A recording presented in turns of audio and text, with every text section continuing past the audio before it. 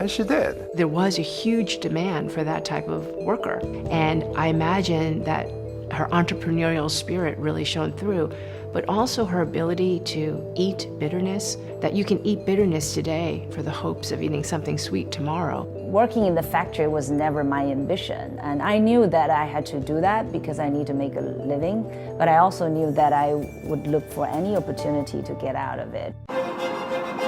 Eventually, I saved enough money, I went to England. So for all my dream of getting education and to be away from factory, I ended up on this almost a new planet. And I remember the first night I got there, I sat on my suitcases and cried because I really felt scared.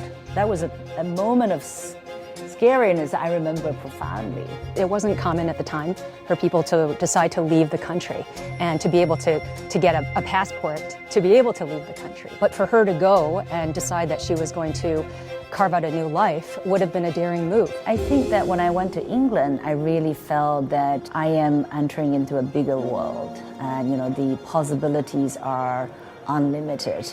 And it's really up to me to shape it. But I knew that, with the education, I'd be able to do a lot. And I very quickly got into the academic life, living in England as a student. In Chinese, there's a phrase, 危机, which is, in times of potential risk, there's huge opportunity. And if she grew up with that sense, I think she would have seen that as a major stepping stone and one that you could not say no to. After Cambridge, I went to work for Goldman Sachs.